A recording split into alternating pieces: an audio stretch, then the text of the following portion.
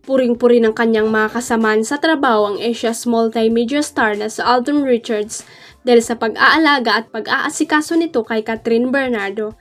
Saksi ang mga nakawork ni Alden sa pelikulang Hello Love Again kung paano niya inalagaan ang kanyang leading lady nang mag-shooting sila ng ilang linggo sa Canada. In fairness, daig pangaraw ng binata ang pagiging boyfriend kung asikasuhin niya si Kathryn, kaya naman tuwang-tuwa at bilib na bilib sa kanya ang kanilang co-star at production staff. Pati nga ang veteran entertainment columnist at online host na si Nanay Christy Permin ay saludo sa pagiging maginoo ng kapuso superstar. Sa nakaraang episode ng Christopher Minute, nabanggit ni Nanay Christy na talaga namang gentleman si Alden mula pa noon, kaya puring-puri niya ito nang malaman kung paano niya tratuin si Kat nang mag-shoot sila sa Canada. Alam mo, natutuwa ako yung pagiging maginoo niya, kasama na pala siya doon sa mga pinapansin ngayon. Nagbibit-bit din ng kagamitan ni Kathryn Bernardo, payag ng veteranang manunulat at radio TV host. Pero si Joros Gamboa, co-star ng Kat din sa HLA, ang nagkwento nito. Wala raw siyang nakikita na anumang kaplastikan sa dalawa. Nakikita niya tinutulungan ni Alden sa mga kagamitan niya. Kaya napakaginoo, sabi pa ni Nanay Christy.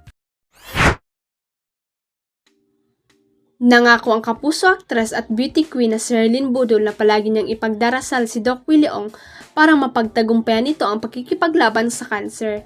Isa si Herlyn sa mga celebrities na nalungkot ng ibalita ni Doc Willie Ong na meron siyang sarcoma o abdominal cancer sa pamamagitan ng isang video na ipinost niya sa Facebook last Saturday, September 14. Ayon sa kilalang cardiologist at attorney, sumailalim siya ngayon sa chemotherapy bilang bahagi ng kanyang medical treatment. Ang sarcoma ayon sa healthtrip.com ay isang uri ng kanser na nabubuo sa connective tissues ng katawan, kabilang ang mga kalamnan, buto, tendon at cartilage. Hindi tulad ng karaniwang mga kanser, ang mga sarcoma ay medyo bihera. Bagamat ang mga sarcomas ay nagkakaroon lamang na maliit na porsyento ng lahat ng mga diagnosis ng cancer, maaari siyang mangyari sa parehong mga bata at matatanda. Ayon kay Doc Willie, nasa 16 by 13 by 12 cm ng sarcoma na nakita sa kanyang abdomen.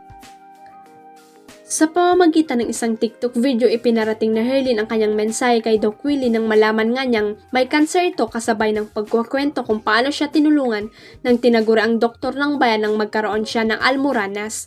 Shout out nga pala kay Doc Willie Ong na mayroong sakit ngayon. Lord, pagalingin niyo po siya dahil marami po kaming mga sakitin na umaasa sa kanya. Simulang payag ng kapuso star. Pagpapatuloy pa niya, bawal kang manghina dahil ikaw ang first aid namin. Kasi nung nagkaroon ako ng sakit na almoranas, talagang araw-araw tumatay ako ng dugo at talagang namumulaklak na yung butas ng puwet ko dahil sa sobrang stress ko. Ikaw lang ang pinapanood kong video. Huwag kalimutang i-click ang subscribe button at i-ring ang notification bell para sa latest at legit chika updates.